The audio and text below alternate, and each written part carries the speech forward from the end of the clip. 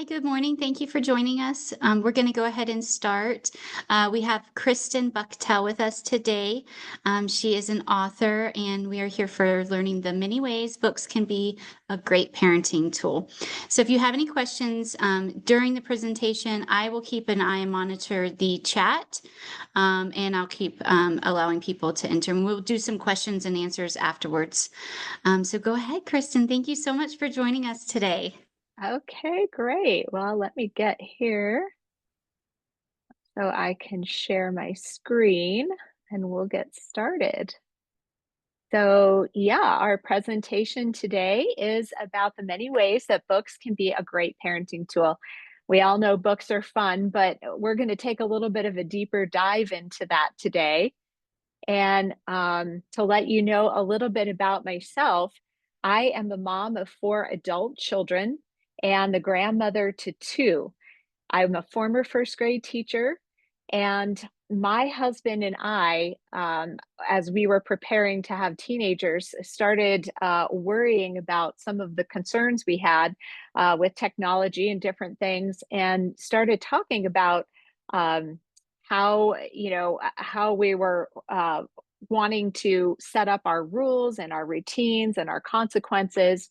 And as we were doing that, we realized we both had been raised a little bit differently. Not that one way was better than the other, but that we were not going to be on the same page. So we started writing down our ideas and our thoughts, and that ended up becoming our best parenting tool, which was a parenting plan. Sitting down and actually writing down how we wanted to raise our kids at that point. So we shared this idea with all of our friends and family as topics and things would come up, and people love the idea of thinking ahead about raising their kids.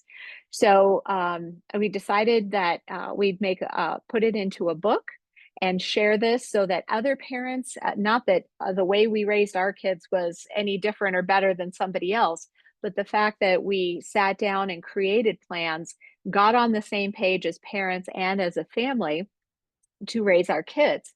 So today, I want to take the idea of using books through your parenting as kind of a red thread for your parenting career, and how you can use books at different ages and stages and to help you with your parenting. And as a former teacher, um, let me see here. As a former teacher, I love books, so I'm try not to get too crazy on you guys with all my excitement about books. But a quick note back about creating your own parenting plans. I just want to add that the importance of that, especially today with so many changes in society, how that helps you with consistency in your parenting, your confidence. Think about when you had to prepare for a presentation at school or maybe at work. All the preparation you did and the planning ahead of time gave you that confidence. It gives you an opportunity as a parent to have less nagging, be able to be consistent in what one parent says versus what the other parent says, or be consistent between siblings. So I just like to briefly, give parents an opportunity when I first speak to think about the importance of creating plans ahead of time, and books definitely help us do that. And how books help us with that is the basic need of communication for humans in general, but the bonding and the teaching opportunities that books give you help you to reduce lecturing and nagging, and they also help you to develop more connection with your kids. So if we take a look at kind of your parenting career, when you start off as the picture in the beginning with your new baby, and you're reading to your baby or you're talking with your baby and communicating, you're encouraging that bonding. You're holding your baby close. They feel the warmth of you as their parent. They hear your voice as you're reading. There's a rhythm and a cadence to the way we talk and speak, the sounds. So you're introducing those very basic needs of communication. Then as they get a little bit older, maybe preschool age, they're starting to notice how pictures in books or things that are in their real world come together and have meaning. And then as kids grow into elementary school age, they're learning to read themselves. So their communication is going beyond speech, but now it's becoming more reading and writing are becoming a more integral part of their communication skills. And they're able to take a deeper look at life, at making predictions in books, and what kind of just studying what kind of choices that characters are making, and those kinds of interactions are helping them to grow. And you can take advantage of these different steps as your kids get older. So we also have then, as kids become teenagers, sometimes we think that could be the hardest time to connect with our kids. But in reality, if you have a good foundation of communication and using literacy in your parenting, it's an opportunity for you to connect with them, maybe not because they're sitting on your lap while you're reading them a book anymore, but maybe you decide to read a book that they're reading in their English class alongside them. And you can make comments or discuss things with them as they're coming and going. Maybe you decide to share some classics with them, or read, something like The Hobbit, or, Harry Potter books, or whatever it may be, and connect with them on that kind of a level, even as they're teenagers. And then lastly, as parents, it's important that we lean on each other a little bit during these times. In past generations, I think we kind of parented by instinct. We parented the way our parents did it. We could ask our parents for advice. And while we still do a lot of that today, I think we're living in a time of such transition that, with technology and changes in society, all kinds of stuff, that it's important for us to interact with other parents and have a community of people that are going through the same things we are, to help us along. An example of that would be, I raised my kids. My oldest got a cell phone, and my youngest, by the time he came along, the phones were smartphones. And my mom and dad never had to parent through that. So I had to rely on my community to help me with what that was going to look like as I raised my kids. So book clubs for parents, interacting with other parents is very important. Before we really dive into, I like to remind all of us, I know that there's online books and there's audio books, there's real books, library books, but if you own the books, take advantage. Write in the books, use sticky notes to mark pages, so that you can go back and find those pages that had the best parenting wisdom on them, so you don't have to go back and reread the book when a younger sibling comes of age for that particular issue or topic. Using sticky notes as bookmarks is helpful. A lot of times we think when we get a great children's book, a picture book, that we have to just read it beginning to end. But sometimes it's better to read a little piece of it, and it might spark a conversation with your children. And go ahead and put a sticky note in there and mark it as a bookmark, so you can finish it the next night and you can continue your conversation. So, I like to just kind of remind people that keep those tools handy. And if you own the books, mark them up, use them, fold the corners, they're resources for you. And that makes it more efficient for your parenting, by having that stuff prepared already. Okay, so how do books help us teach?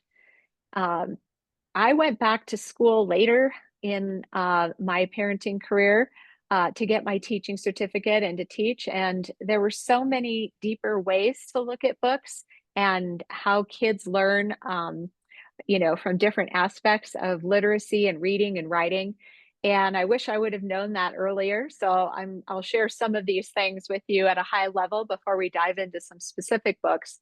But one is by, character experiences.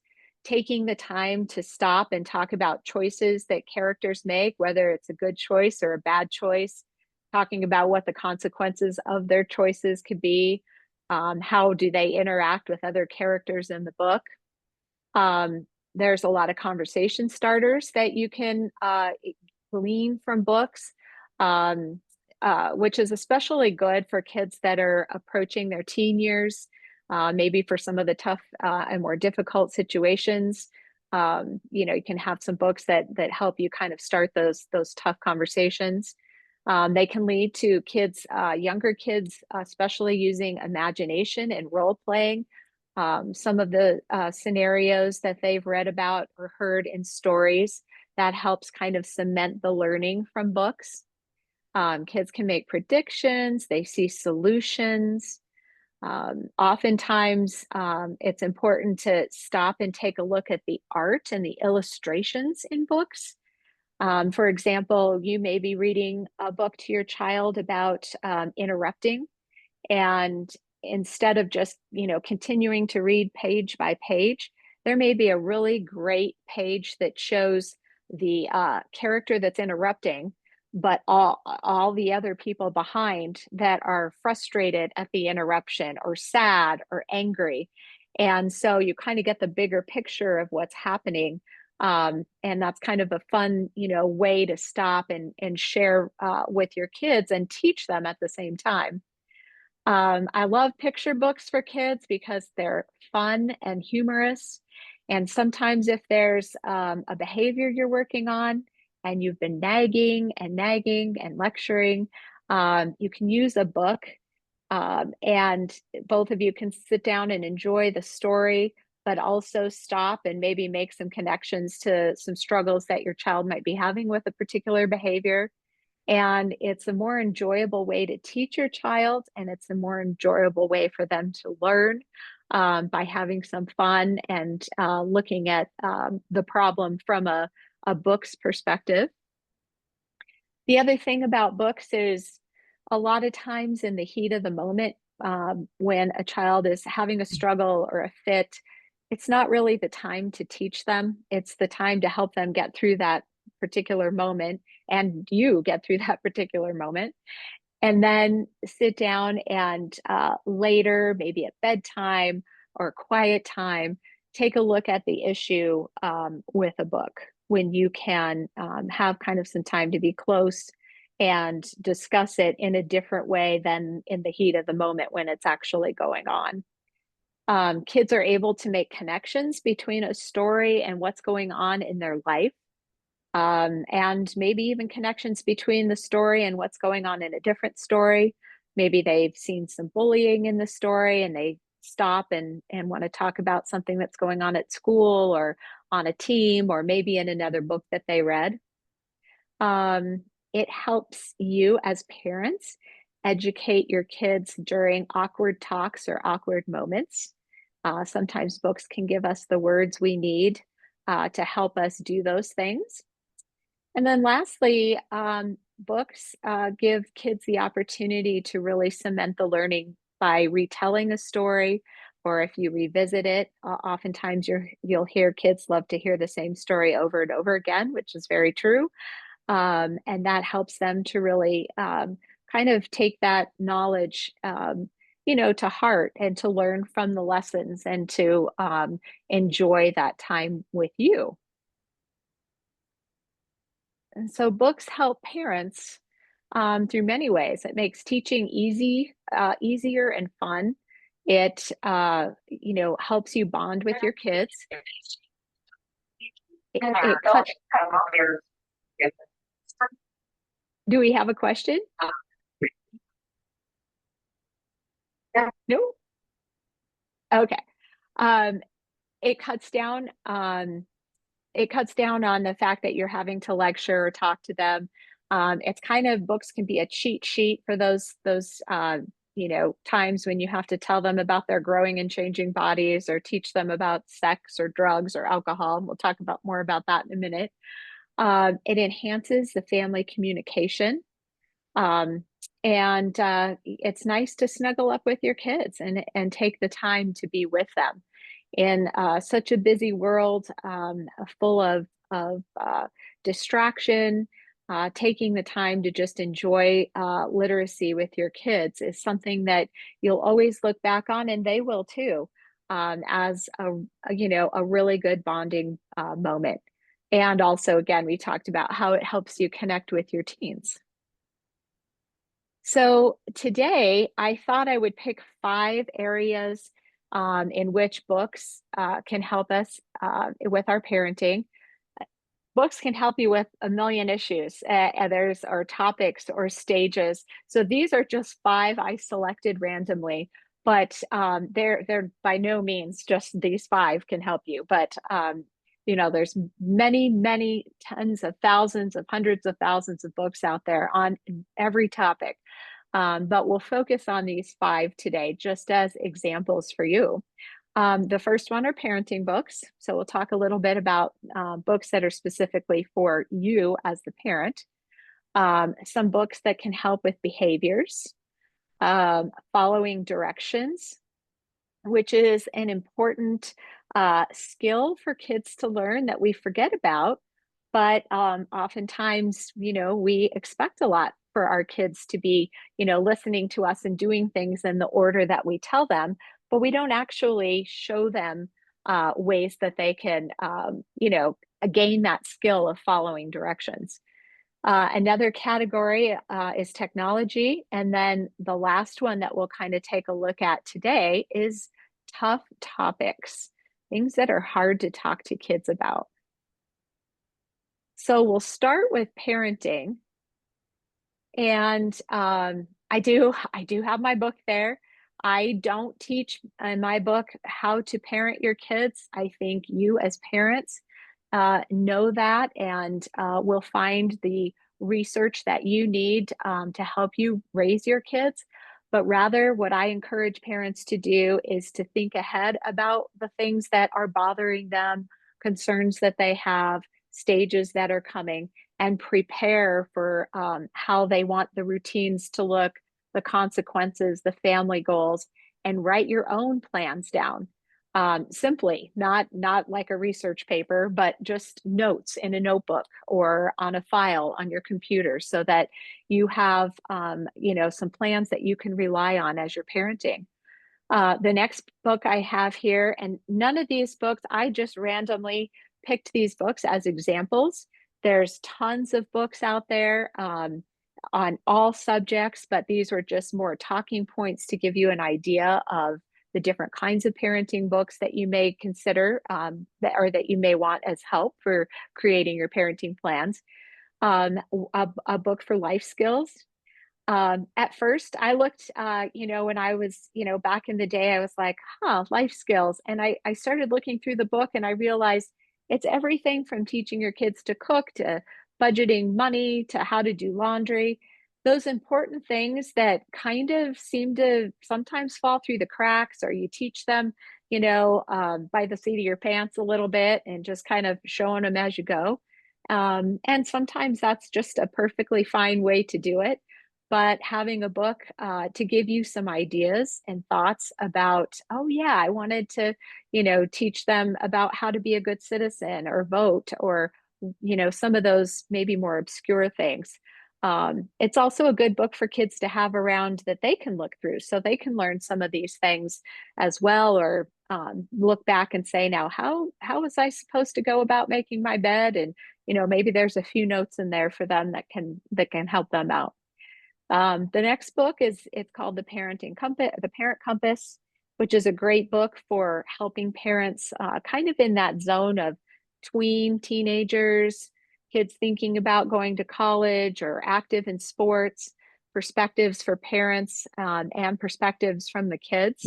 So a really good resource for that particular time in parenting.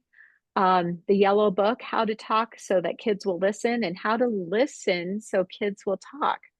So a lot of times cracking open a book will give you a different perspective that maybe you hadn't thought about.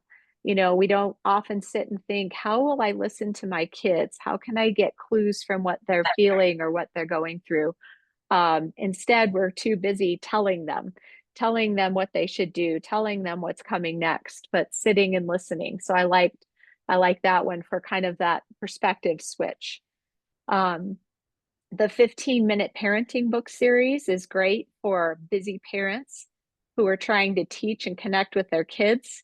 There are tons in each book, and they're done by ages, of 15-minute connecting activities and prompts that you can do with your kids, to train or to teach them, different skills, as they're growing. And I love that because it's such a quick, the quick 15 minutes gives you that time to connect without taking a whole evening.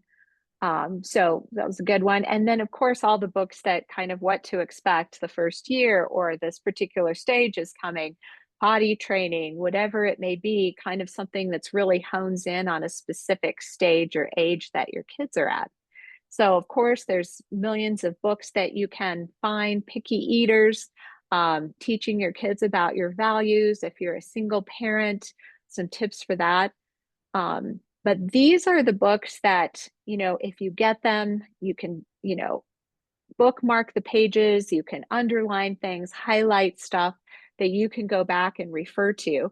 They're great kind of books to have in your library. They're great books to do book studies with other parents that you know that are maybe going through some of the same things. So that's kind of a quick hit on parenting books. Um, Helping kids learn about, working on certain behaviors. And sometimes, kids go through stages and it's really tough. And, you've tried everything you can to, get them to, stop hitting or, they're rude or whatever it may be. And you find yourself just constantly nagging and it's not working.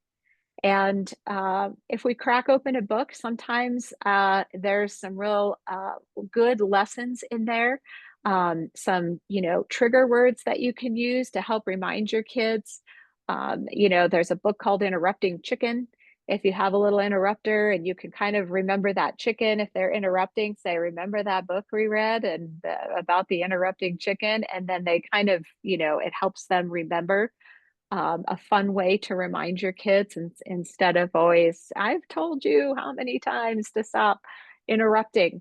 Um, but the couple books I picked out here to share today, Dude, That's Rude, Get Some Manners is the first one, which is a good reminder for kids as they kind of approach those teen years.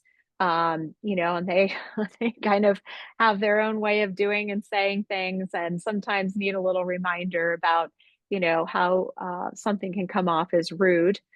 Using that book, having that book laying around, maybe read a couple of pages, joke around about the book, but get them interested into thinking about how that book relates to their own behavior.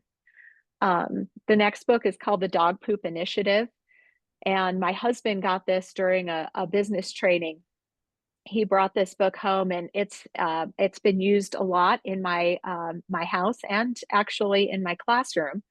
And I'm going to tell you the story. So, spoiler alert: there is a soccer field that a dog poops on, and the rest of the day, it's a struggle for the teams to play soccer on the soccer field because they have to avoid the poop. Everyone walks around it. They're holding their nose, and people spend more time avoiding the poop than they do enjoying the soccer game and what they're there for that day, until a dad comes along and picks up the poop, and then the problem is gone. And so it's a book about taking initiative, and it's funny. And of course, it's poop, so kids think it's hilarious. And we didn't have a dog. So my kids, it kind of stood out even more to them because there would be things around the house. And the biggest example is I would put things on the stairs that I wanted to go upstairs. So the idea that I had told the kids several times is when you go upstairs, grab something and bring it up, or grab your laundry and bring it up.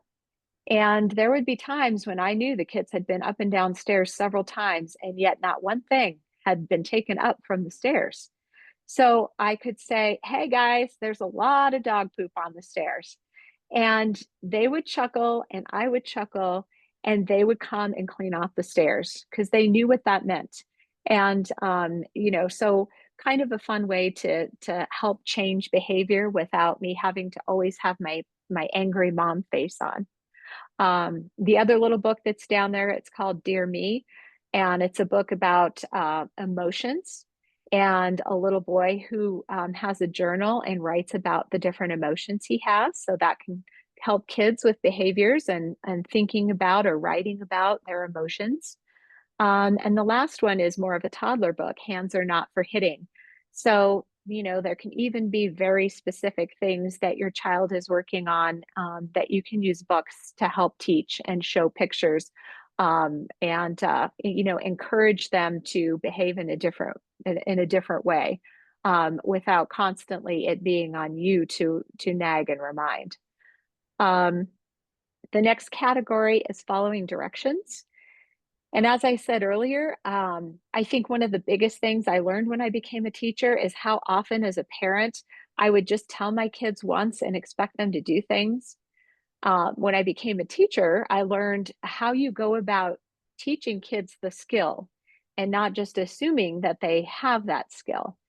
And so, a few fun ways to teach kids to follow directions or to do things step by step or to focus on details is to take a look at books like these. So, there's a Learn to Draw Animals.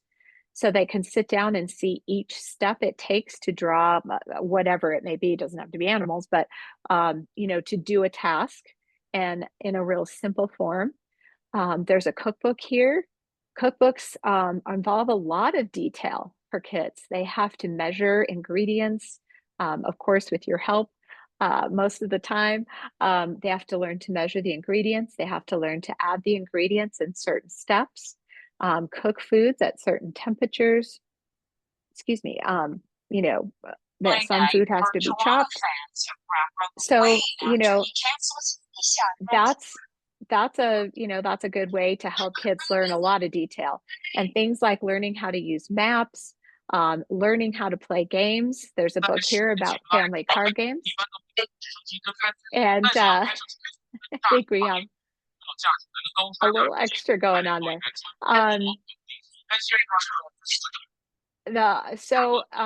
Consider those things. And if you don't have a reader yet, one of my favorite things is when you buy Legos and they have the pictures of how to put the Legos together and what pieces you need. That's another fun way to teach kids how to follow directions, to do things in a certain order, and to pay attention to details. So this helps you over your whole parenting career as your kids have that skill of paying attention to how things should be done when you are asking them, hey, can you do this, this, and this? Or we're gonna get our lunches ready, our backpacks ready, we're gonna brush teeth and go to bed. Whatever it is, they have practiced that in a fun way with some of these books. And technology is a big topic and often gets a lot of negative press, so to speak. But technology is one of those things that we can't live with it and we can't live without it, and we've got to teach our kids how to use it appropriately, and it's constantly changing. And it's, I think, for several years now through my parenting career, and I think going forward, it's going to be a very big topic in parenting. Starting off and teaching kids in stages is important. So when they're young and they're just starting to maybe, use it for homework or whatever it may be, how do they hold an iPad? How do they take care of it, turn it off, etc. All the way up to as they get older, how do they, keep their passwords secret? How are they a responsible user of technology? Courtesy online, all those things. There's a lot to teach kids, and it's not just one conversation when you sit down and say, hey, here's technology, and here's the 1,000 ways that you need to use it appropriately, but rather using books to teach it a little bit over time as they grow into the next stage of using technology. One of the the greatest books, and many people have heard about this, is The Anxious Generation. In reading that book, I realized, it hit spot on everything I went through as I was teaching my kids how to use technology. And the other thing I really appreciate about it is the fact that it's not just a parenting issue in his book. His suggestions also are for schools and for society as a whole, and how we have to come together and deal with the problems and complexities of technology. And I think that that's really where we're at now. Because an example of that is, once my kids had technology, we did a lot of, parental controls to the best we could at the time, and had some pretty strict rules around it. But then when they go to somebody else's house, there may not be those parental controls or rules, or their iPhone looks different, or whatever it may be. So the struggle is there for parents to have to, stay on top of that and by themselves when everyone else has different rules. So when the kids go to school, if the rules are the same, that's great. And in society, I think it's important to start taking a look at, some different ways and laws that we can, protect our kids, from the hazards and the dangers of technology. The second book is actually written by a Colorado author. She lives in Steamboat. She has a couple of books out for kind of the tween uh, age kids. But this book is special. It's called The Phone Book, and a great tool for parents to take a look at before they hand their kids technology, or a cell phone or smartphone, excuse me, and all the different things that kids need to think about. So as a parent, I would get this book and look through it, and kind of find some things I'd want to highlight with my kids and teach them before I, give them technology or the smartphone, or at least access to pieces of a smartphone. And then a book for the kids to have and keep on their shelf, because it's really written for them, but it gives you the good ideas of things to think about before you hand over the technology. And one of the best chapters is how to use technology for good. So, we do forget that there are a lot of good things that are done with technology, like this, webinar, for example. Many things are good about technology, and we want kids to learn to say, how can I use this to make life better? How can I use this for good out in the world? And I think that's really important to highlight. So it's good. Um, and another book I just randomly selected, Raising a Screen Smart Kid. Again, lots of other important, information or aha moments that you may not think about before you hand over technology to your kids. So a good one there as well. And lastly, this kind of doesn't look like it should fit in this category, but it's a klutz book on teaching kids the cat's cradle string games. But the reason I put that there is because kids do need a screen break, and books can help with that.